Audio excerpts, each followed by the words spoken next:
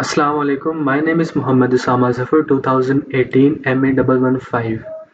I will discuss the procedure of each experiment in detail and we will visualize how each step is carried in simulation section. So the objective of this experiment on mild steel is to study the mechanical properties of mild steel specimen under the tensile load. Here is the apparatus shown, like universal testing machine, and here are the dial indicators. We need one scale and a vernier caliper. And this is the whole apparatus we will be used in this experiment. Step 1 is to measure the diameter of the tensile specimen in two perpendicular directions by using a vernier caliper. Like we will use vernier caliper and we will measure the diameter of specimen in two different directions. Step 2 is to measure the length of the specimen between the grips. The length should be 200 mm ideally, but it can be above or below 200 millimeters. Step 3 is to punch the marks at a distance of 2.5 d. We will measure the diameter and then accordingly we will punch four marks and we will divide this section into 5 different pairs. Step 4 is to adjust the specimen in tensile testing machine and we will mount the extensometer in the machine. Step 5 is to adjust the dials at 0. Then we will start our process. We will push the green button and the machine will start applying the load consecutively. Here we can see the data that load is applied. Here the specimen is shown that necking starts and at the end the fracture happens. Extensometer readings are shown here at the dial A and B and ivory scale readings are shown here.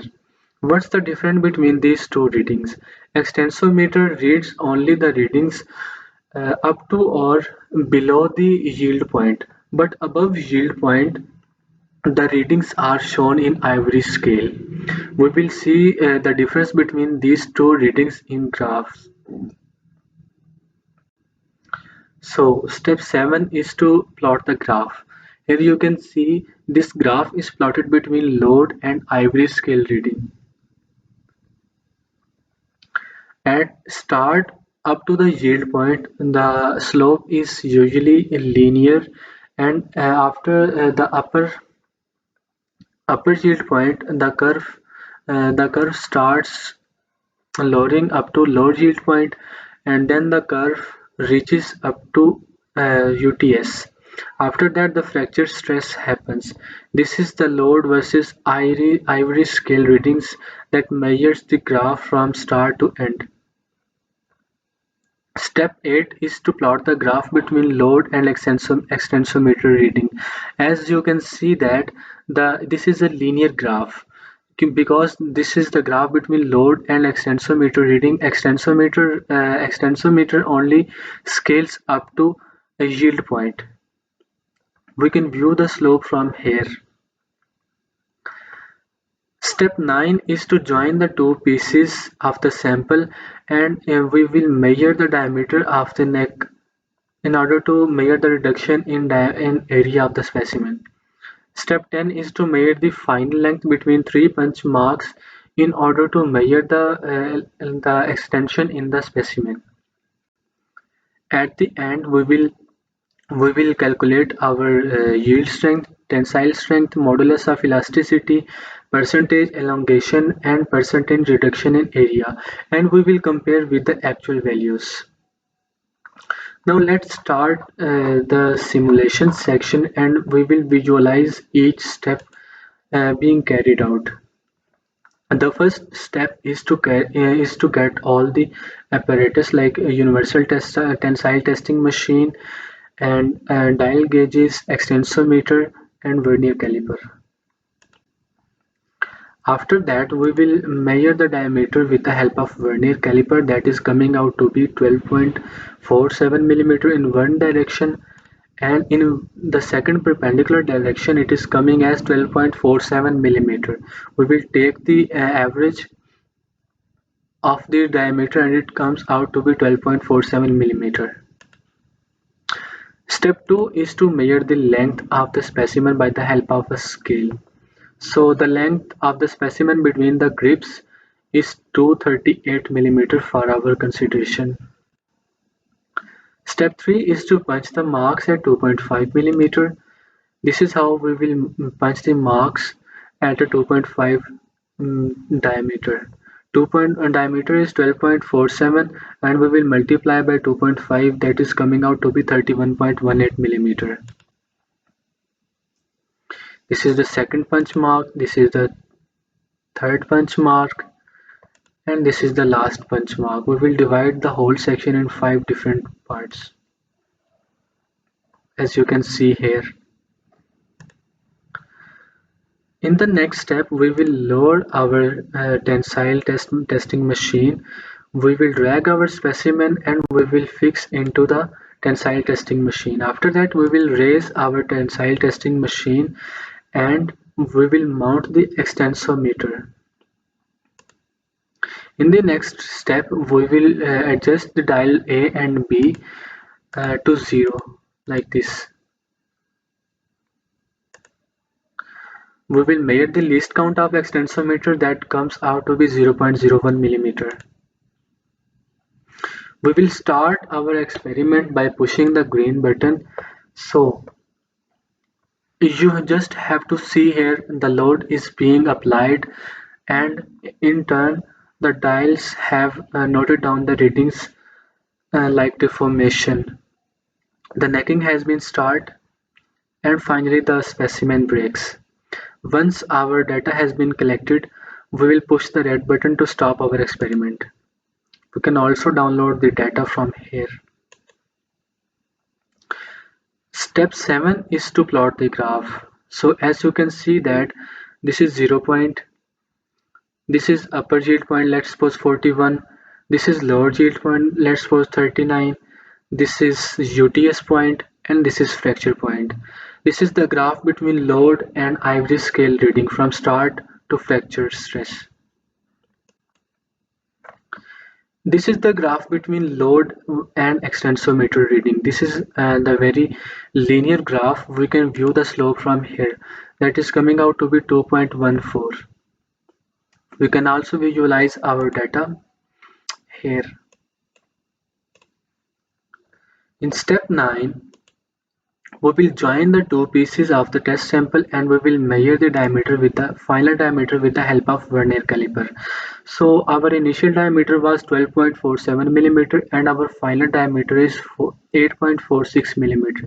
We can see that our diameter has been reduced. We will measure this reduction percentage and then we will check our percentage error. In next step, we will measure the final length between three punch marks. So the final length is coming out to be 86 millimeter. This is about 30% extension. And at the end, we will just calculate our data. Let's suppose our yield strength is coming out to be 450 Newton per millimeter square. Our tensile strength is coming out to be 350 Newton per millimeter square. Let's suppose our modulus of elasticity is coming out to be 200 gigapascal. Percentage elongation is around 30% and percentage reduction in area is, let's suppose, 50%.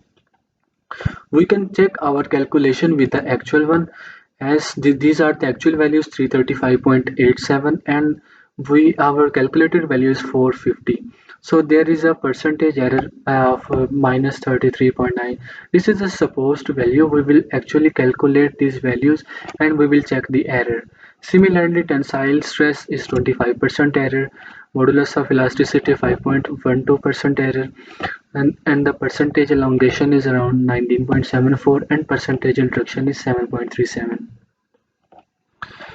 This is how we will observe our data and we will follow our procedure. In the similar way, we can perform our procedure in our next experiment.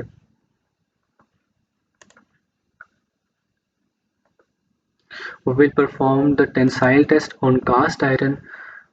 Initial steps in this experiment are same as previous, like this is the apparatus that contains universal testing machine, dial indicators, scale and vernier caliper.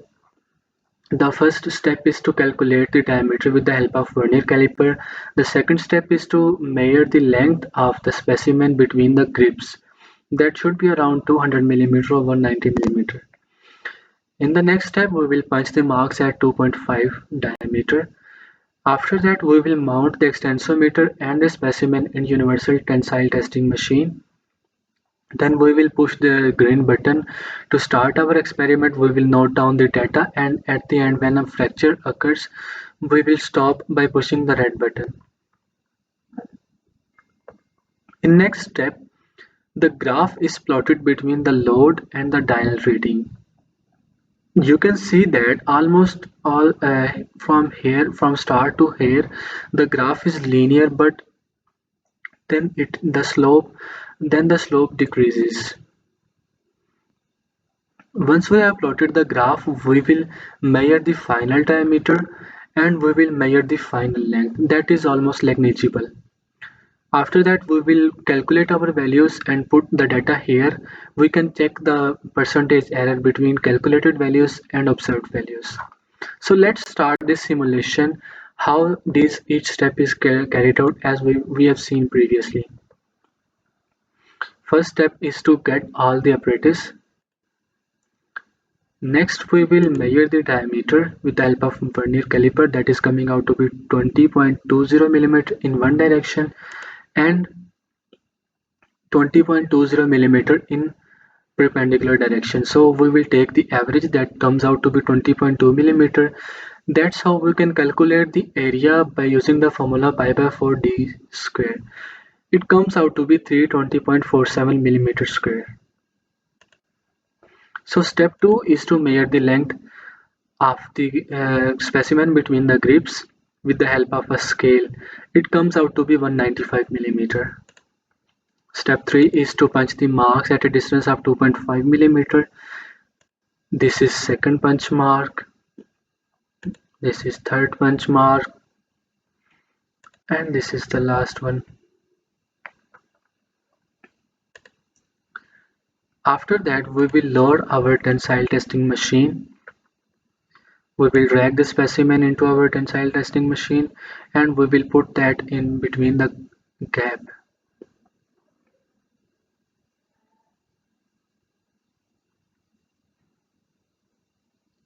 It is difficult to adjust here, as you can see that. So once it is fitted between these gaps, you can raise the universal testing machine manually. We will mount the extensometer and we will adjust the dial to 0.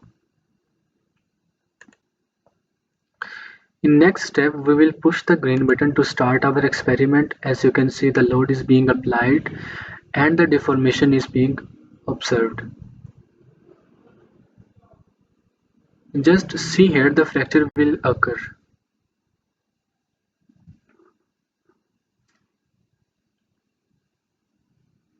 Once the fracture occurs, we will push the red buttons to stop our experiment.